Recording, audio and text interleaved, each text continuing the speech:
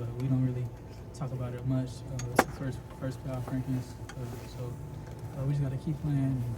November's the best football, so we just got to keep going and see what happens in the end. Chris, Coach Day was talking about you last week, and he brought up this story about you silently decommitting after you were committed here before you signed. Just kind of what's your side of that story? Is that an accurate way to describe that, and what was your thought process? Yeah, it was. I committed to him. He used to, because I was a late recruit, he used to come out every Monday, late cycling, like January. I committed to him early January, and the next morning I woke up. I didn't know if I wanted to go to Ohio State. It was too far, so I called him in the morning, and I waited like 2 weeks to see my options and stuff. And at the end of the day, I committed to him again, signed with Ohio State. When did you finally kind of feel like, yeah, I'm home, you know? And I'm sure at first you were probably a little homesick at times your freshman year. Yeah, I definitely was, especially like throughout the year. I had no family out here, so I was really by myself. I kind of chilled with my freshman teammates in the dorm, so I kind of got close to them. And about halfway through the year, I kind of felt like it was home for me. So, Those 2 weeks you said you took, what swayed you to, or not swayed you, what persuaded you to the commitment was the one you wanted to make? Did you want to stay with it? I knew it was Ohio State, but I kind of wanted to take a step back and see if I really wanted to go there. And I just talked about it with my family and my friends, my brothers, and see if that was really the choice I wanted to make. And at the end of the day, it was. So I ended up making it, and it paid off good. So. Did it help when you started to play as a freshman? I mean, just kind of getting through some of that freshman year when you're actually making contributions. I think it was Austin that got hurt, and you stepped in and made some of those plays late in the season. Definitely. I mean, when you're not playing, when you're away from home, you get homesick. So it definitely helped a lot, especially being on the field as a receiver. I was doing a lot of special teams early in the year, but when I got on that receiver, I felt way better and felt at home. So. When you decommitted to those 2 weeks, how did they take it? Like Ohio State, like your coaches in college? I really don't think they took it like personally. I mean, he understood what I was going through, so he told me to take my time, and he kind of supported me through it. So I felt comfortable with him, and we communicated a lot, and I ended up committing again. So. What other considerations were there had you not gone to Ohio State? What other options were you considering? I was considering the West Coast, UCLA, Utah. My quarterback went to Utah, so I was considering Utah a lot, and UCLA, Chip Kelly, and USC. That was pretty much it. Chris, you guys had a month straight of blowing teams out and scoring seemingly when you guys want to. Did you ever get bored on the field when you guys are doing that and kind of naming your score out there? I feel like that's the standard around here. We want to be able to get on the field and try to dominate every game. So when we're doing that, we having fun, and younger guys are playing a lot. But I mean, it does get boring at times, but I feel like we're having fun out there. So when you see a challenge like you guys saw last week, and there's some sputtering in the offense, do you have to kind of remind yourself like, hey, let's kick it back into gear, let's get going again? I mean, we knew Penn State was a good team. They came off the loss, so. They came in with some swag, playing good. The defense is real good.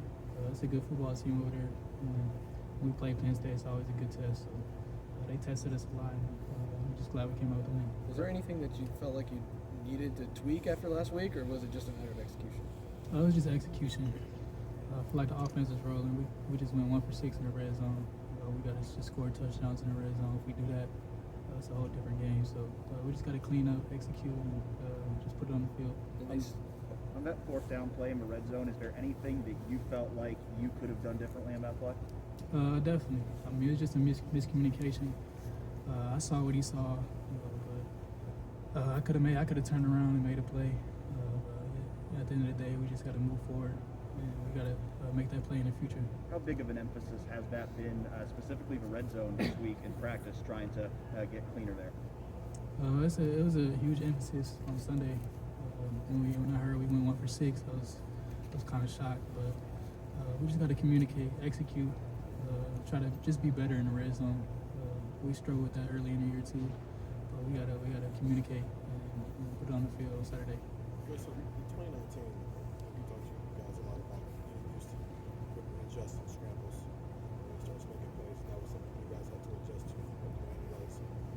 are some things in CJ's game that you and Garrett, especially since you adjusted last year, that you guys have had to adjust to last night? I feel like he's more patient in the pocket. The balls can come out a little bit more late sometimes, but it's not a bad thing. I feel like it's a good thing at the end of the day. So he helps us get more comfortable as we help him get more comfortable. But we're still building throughout the year, and I feel like we're going to play our best ball coming up. Chris, have you ever met, heard from, or seen video of David Boston? Do you know of him at all? Former receiver. Yeah, I definitely know of him. I know he's a great receiver, but I haven't really seen any video of him. Yeah. I gotta look into that. But you're aware of where you guys are on the list, right? On the touchdown list. I think so. Down where. Chris, just to go full circle to the recruiting stuff, you made the right choice, right? Ultimately, I mean, you Oh feel, yeah, definitely. Yeah, I definitely made the right choice. Not only on the field, but it's helped me a lot grow off the field, turn into the man I am today.